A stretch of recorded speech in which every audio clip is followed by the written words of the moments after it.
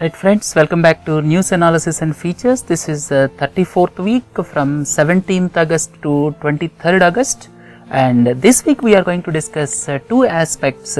One is RBI licenses to differentiated banks for the first time. How does it benefit the nation?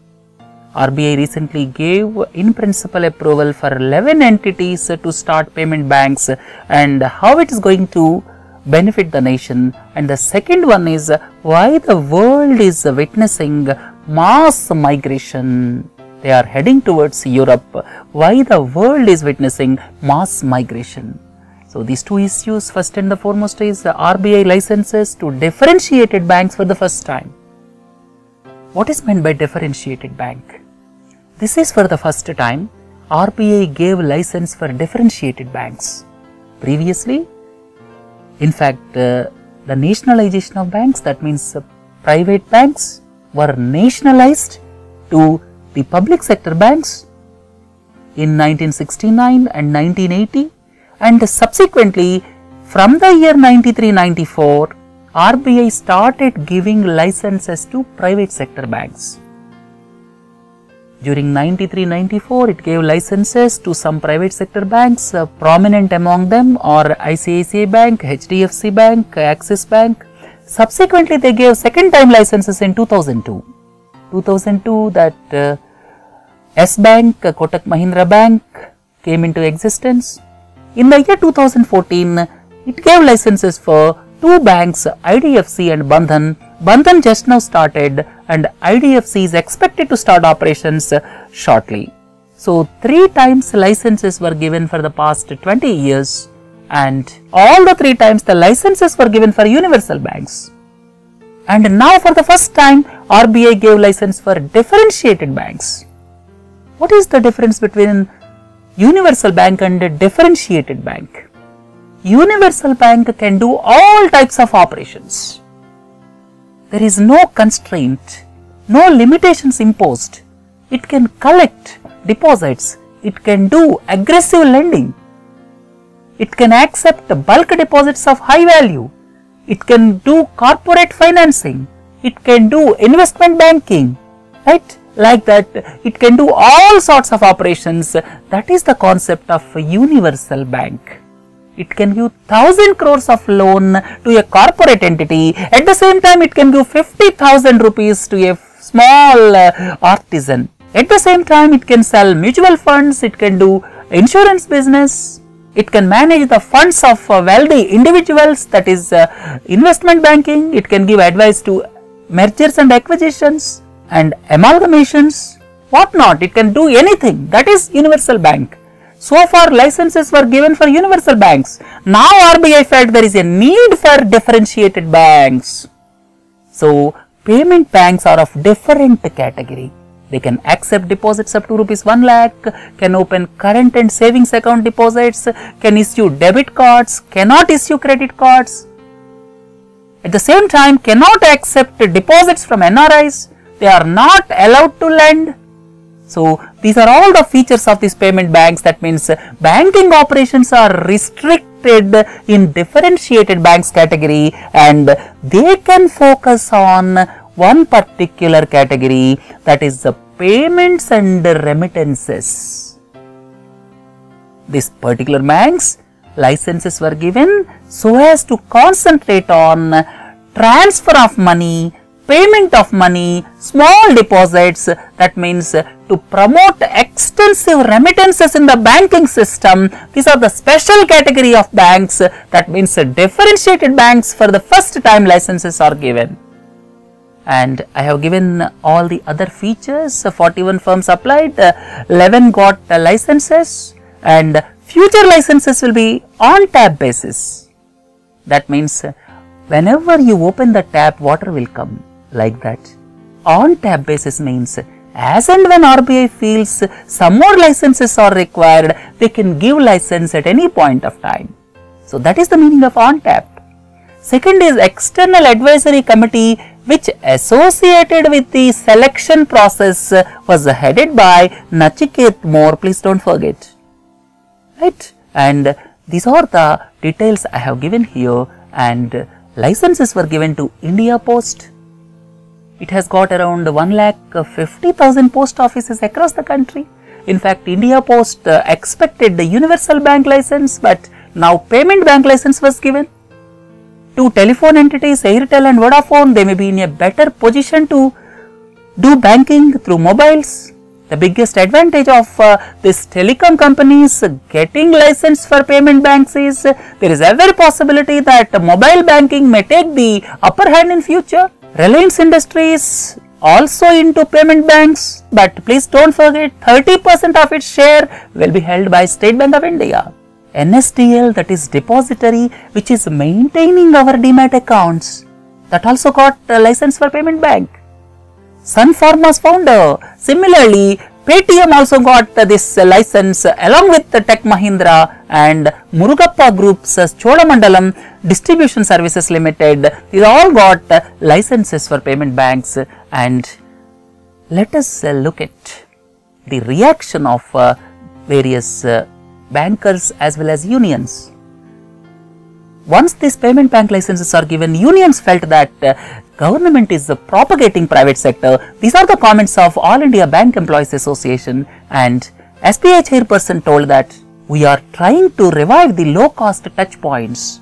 We are working on low cost touch points, and she felt that payment banks cannot compete with the universal banks.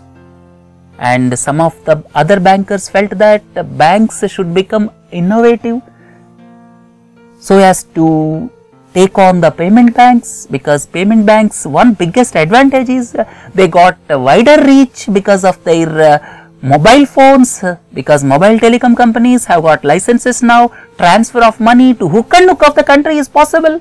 So people may not come to the existing universal banks. The main worry for bankers is that.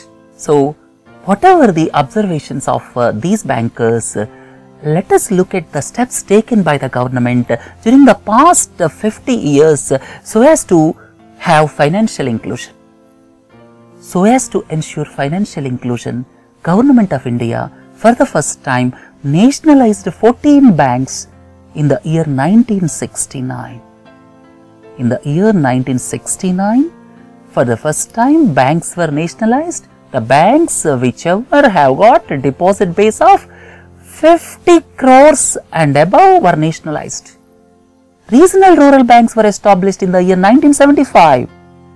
Priority sector guidelines, or for the first time priority sector guidelines were brought or formulated in the year 1972, and nationalization of 6 more banks took place in the year 1980, and these 4 instances took place when Indira Gandhi was the Prime Minister. In the year 1996, local area banks were formulated. What is local area bank? Local area bank is giving permission to establish a bank in 3 contiguous districts. At least I think at present there are around 3 to 4 local area banks are in existence in the country. 2005 no frills accounts concept was brought by Reserve Bank of India, that is zero balance accounts.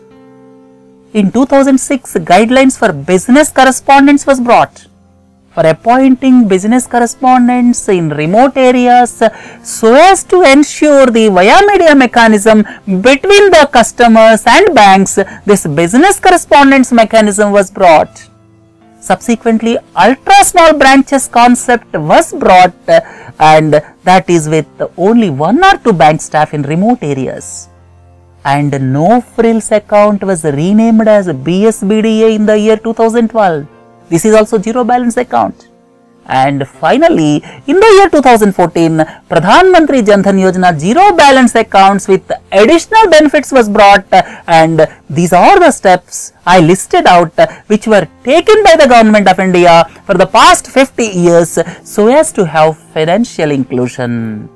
Right? Now, the establishment or in principle approval for this payment banks, how it is going to benefit the nation, I would like to tell you there are 6 points I have listed. Please go through them. These payment banks will concentrate on payments and remittances. They will work with one specialized category only, right? And here I would like to tell the advantages of this giving license to payment banks. First and the foremost point is, country has got 900 million mobiles. So penetration of banking services will be at a faster pace. Vodafone and Airtel got the licenses. These services can penetrate into the interiors of the country, because now at present we have 900 million or 90 crore mobile phones in the country. Second important point is more innovative product offerings to the customers. Because of the competition from these payment banks, the present universal banks also may come up with innovative products. Ultimately, the customer will be benefited. Next is more digital payments. It is a move towards a cashless economy. That is the goal of Government of India.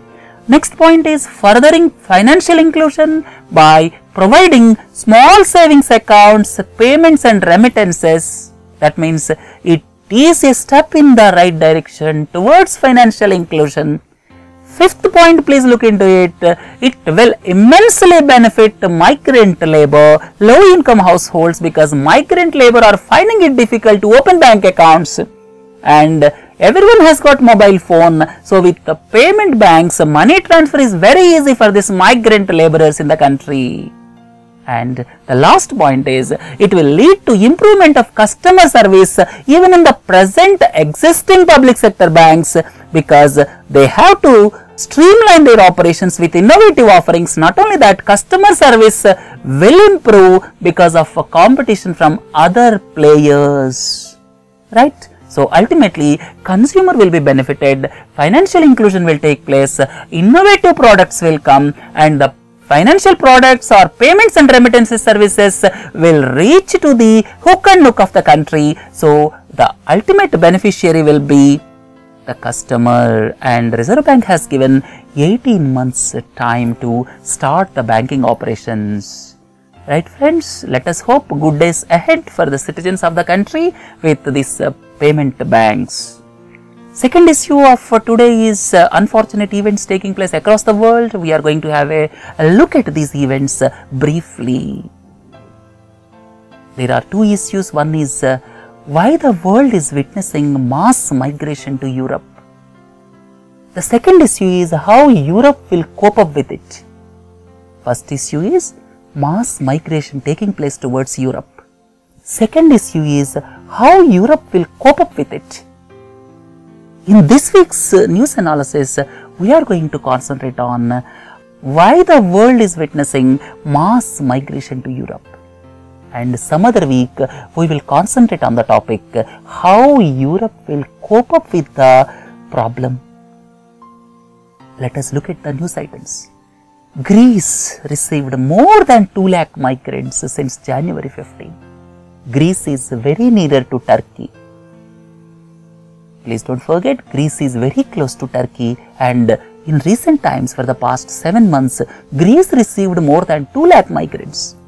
Please don't forget, the overall population of Greece is around 1 crore. Second is, Italy received more than 1 lakh migrants during this year itself. And please don't forget, Italy is close to African countries like Tunisia and Libya.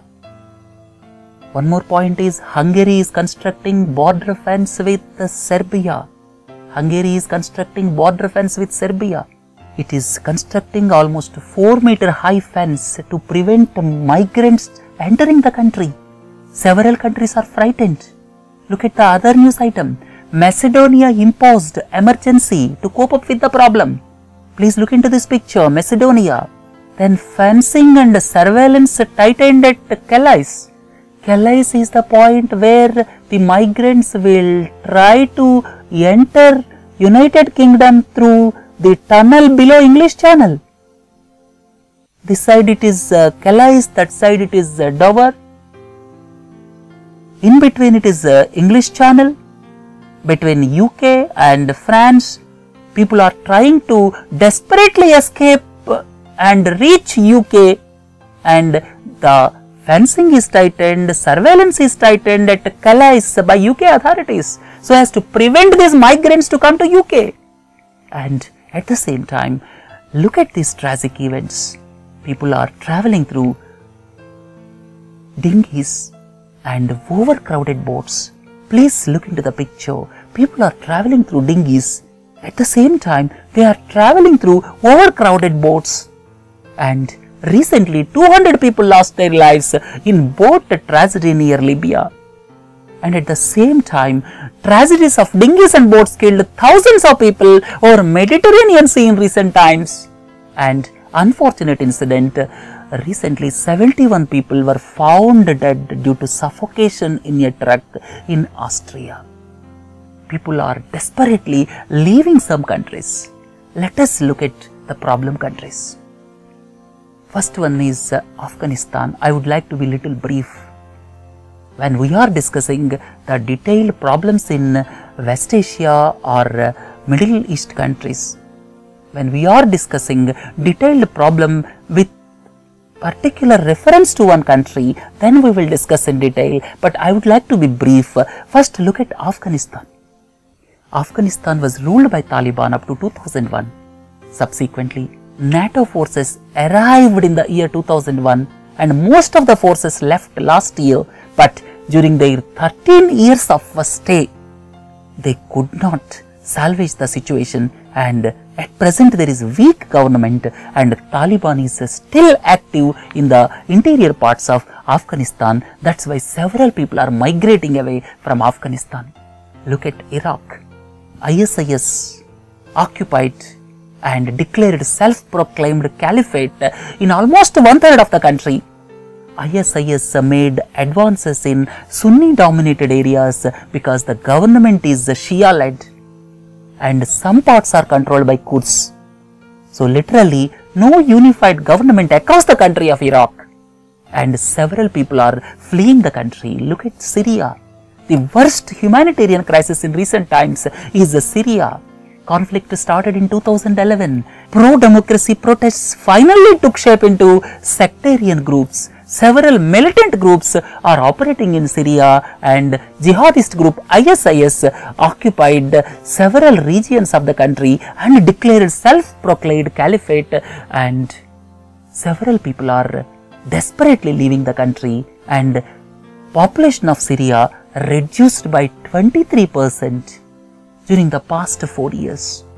Several people leaving Syria are entering Turkey, Lebanon, Jordan, and some of them are escaping towards Greece by traveling through Turkey.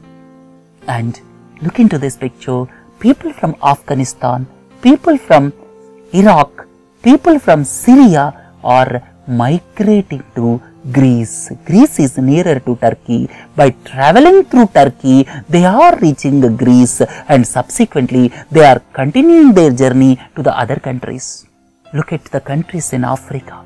What is wrong with these countries? Eritrea. Eritrea, it is military compulsory military service to the youth. And there are news reports that they are being treated as slaves, because of which mass migration is taking place from Eritrea. Nigeria, all of you are well aware, in northeastern part of Nigeria, Boko Haram activities are there, and because of Boko Haram atrocities, several people are fleeing the country. Libya, weak government. In fact, 2 governments are there in Libya, lawlessness. Somalia, if you look at, due to Al-Shabaab activities, several people are leaving, and poverty is also prevalent in the country. And not only this, several other countries in Africa, because of poverty, are migrating to European countries for greener pastures, and several smugglers are operating, especially from Libya, by taking the advantage of lawlessness in Libya. They are putting these people into dinghies, small boats. These overcrowded boats are sometimes breaking in between, and several people are losing their lives. And these African people are entering Italy through Mediterranean. Their easy route is through Libya. The interior African people are reaching Libya and finally going to Italy. That means this year, for the past 7 months, the migrants from Afghanistan Iraq, Syria are reaching Greece islands through Turkey, and migrants from African region like Eritrea, Somalia, Nigeria are entering Italy by crossing Libya through the network of smugglers. They are traveling in dinghies and small boats, overcrowded boats, and while traveling through Mediterranean Sea, several people are losing their lives. And now the biggest problem is European Union is facing. European Union is facing the biggest problem because of migrants. After entering Greece, they are continuing their onward journey so as to reach either Germany or United Kingdom, and after entering Italy, they are also going ahead so as to reach Germany or United Kingdom. And under these circumstances, several people are losing lives in Mediterranean Sea. Second aspect is, in Europe, how they will cope up with these many migrants. It is $1 million question, and how Europe is going to face this crisis, we will discuss in some other class of news analysis and features.